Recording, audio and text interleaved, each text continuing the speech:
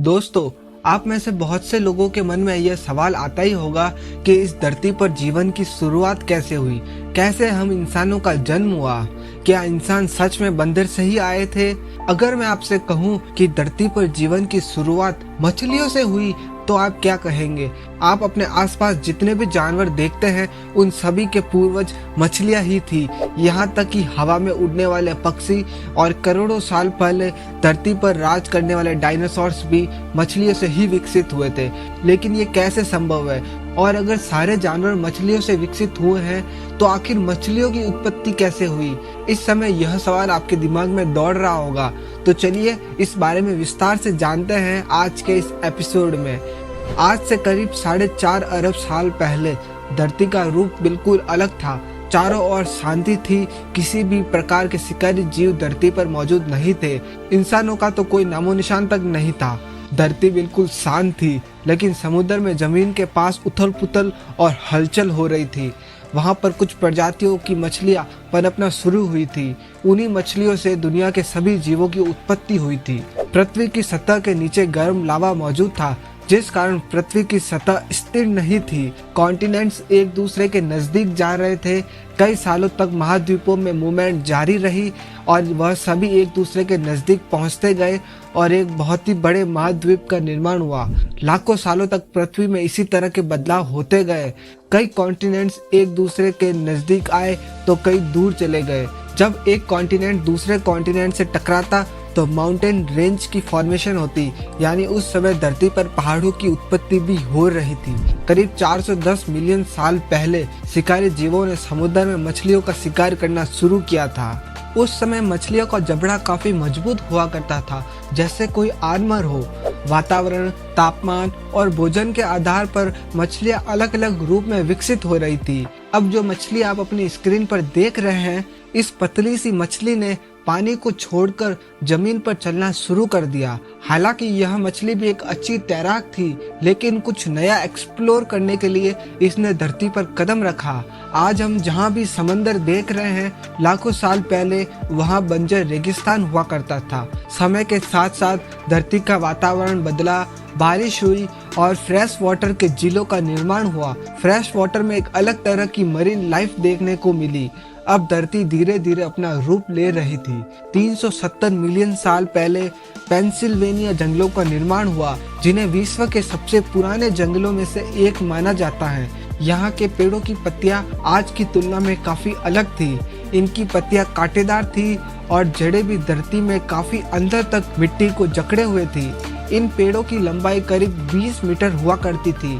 Pennsylvania की वह जगह आज रेड हिल के नाम से प्रसिद्ध है। अब जब जलाशयों के किनारे पेड़ पौधों की उत्पत्ति हुई तो इनका न्यूट्रिशन पानी में जाने लगा। पेड़ हमेशा से ही अन्य जीवों को खाना और रहने की जगह देते आए हैं। टिक्टालिक नाम की इस मछली ने पानी से बाहर निकलने का फैसला किया। पेड़ के आसपास मौजूद गीली मिट्टी में उन्होंने सरवाइव किया। यहाँ पर उन्हें नमी तो मिल रही थी, साथ ही पेड़ के पोषक तत्व भी मछलियों को मिलने लगे। अमेज़न के जंगल में बरसात के दौरान अक्सर बाढ़ आ जाया करती थी और जंगल में 50 से 60 फीट की ऊंचाई तक पानी भर जाया करता था। लेकिन गर्मियों में पानी वापस अपने लेवल तक पहुंच जाता था। ऐसे में पानी के अंदर मौजूद कई सारी मछलियां जमीन पर आ जाती थी, यानी पानी सूखने के बाद उन्हें धरती पर सरवाइव करने के अलावा कोई दूसरा ऑप्शन मिलता ही नहीं था। या तो उन्हें धरती पर सरवाइव करने के लिए खुद को डेवलप करना होगा या फिर अपनी जान गंवानी होगी। हर एक जीव अधिक से अधिक समय तक जिंदा रहने की कोशिश करता है। मछलियों ने भी यही कोशिश जारी रखी। अधिकतर मछलियों ने पानी से बाहर आकर दम तोड़ दिया, लेकिन कुछ ने उन परिस्थितियों के हिसाब से खुद को विकसित कर लिया। अमेज़न के जंगल में ही लंग फिश की उत्पत्ति हुई। उन्होंने गलफड़ों को छोड़कर लंग से सांस लेना शुरू किया। आम मछलियां केवल पानी के अंदर ही जीवित रह सकती थी, लेकिन लंग फिश ने वातावरण की ऑक्सीजन से खुद को जीवित रखा। वैज्ञानिकों ने रिसर्च में पाया कि लंग फिश हमारे पूर्वजों से काफी करीब थी। यहीं से जीवों में लंग्स की शुरुआत हुई थी। लंग्स की मदद से ही जीव एक बार में ज्यादा ऑक्सीजन ग्रहण कर पाते थे। लंग फिश की संख्या में लगातार वृद्धि होती गई। समुद्र में कई अन्य मछलियों में भी फेफड़ों का विकास होना शुरू हो गया था। जिन मछलियों में फेफड़ों का विकास हो रहा था वह पानी के बाहर भी सांस लेने में सक्षम थी। धीरे धीरे मछलियों ने रेप्टाइल के रूप में विकास किया और धरती पर कदम रखा। यह विकास कुछ सालों में नहीं हुआ, बल्कि इसे हजारों सालों का समय लगा। इन मछलियों से ही डायनासोर्स की उत्पत्ति हुई। उन्होंने धरती पर मौजूद अन्य जीवों को खाना शुरू कर दिया। ये सभी जीव असल में समंदर से ही धरती पर आए थे। लंग्स के कारण जीवों को अधिक ऑक्सीजन मिलती गई और उनका साइज लगातार बढ़ता चला गया। डायनासोर्स के साइज के बारे में तो आप सभी जानते ही होंगे। कुछ डायनासोर्स ने खुद को बचाने के लिए पंखों का विकास करना शुरू किया। इन्हें उड़ने वाले जीवों के पूर्वज के रूप में माना जा सकता है। डायनासोर्स ने करोड़ों साल तक धरती पर राज किया, लेकिन एक उल्कापिंड के गिरने से और मौसम में बदलाव होने से धरती पर मौजूद सभी डायनासोर्स नष्ट हो गए। दोस्तों, इसके ऊपर हम ज़्यादा डिटेल में बात नहीं करेंगे, क्योंकि इस टॉपिक पर हम ऑलरेडी वीडियो बना चुके हैं। आप चाहे तो इस वीडियो के बाद वो वीडियो भी देख सकते हैं। दोस्तों, करीब 60 मिलियन साल पहले धरती पर डायनासोर विलुप्त हो चुके थे। उल्कापिंड के गिरने के कारण धरती का वातावरण पूरी तरह बदल गया था।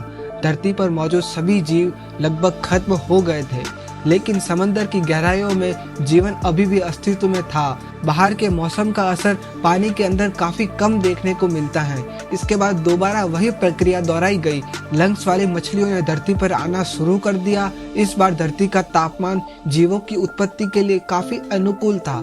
नमी वाली जगहों पर जीवों की उत्पत्ति तेजी से देखने को मिलती है। अलग अलग पर्यावरण में अलग अलग जीवों की उत्पत्ति हुई। करीब 2 लाख साल पहले अफ्रीका के जंगलों में एप्स विकसित हुए। एप्स हमारे पूर्वजों को कहते हैं और समय के साथ साथ भोजन की तलाश में एप्स इधर उधर घूमने लगे। एप से ही होमोसेपियंस यानी बुद्धिमान जीवों की उत्पत्ति हुई। 50,000 साल पहले इंसानों ने बोलना सीख लिया और करीब 5,000 साल पहले दुनिया के अलग अलग कोनों में कई सभ्यताओं का जन्म हुआ। मेसोपोटामिया की सभ्यता, मिस्र की सभ्यता, सिंधु घाटी की सभ्यता, चाइनीज सिविलाइजेशन सहित कई अन्य सभ्यताओं ने मानव के विकास को एक नया रूप दे दिया। तो दोस्तों, यह कहना बिल्कुल गलत नहीं होगा कि मछलियों के कारण ही आज हम और आप मौजूद हैं। एक तरीके से देखें तो मछलियां हमारी पूर्वज है। उम्मीद करते हैं दोस्तों आपको हमारी आज की वीडियो पसंद आई होगी।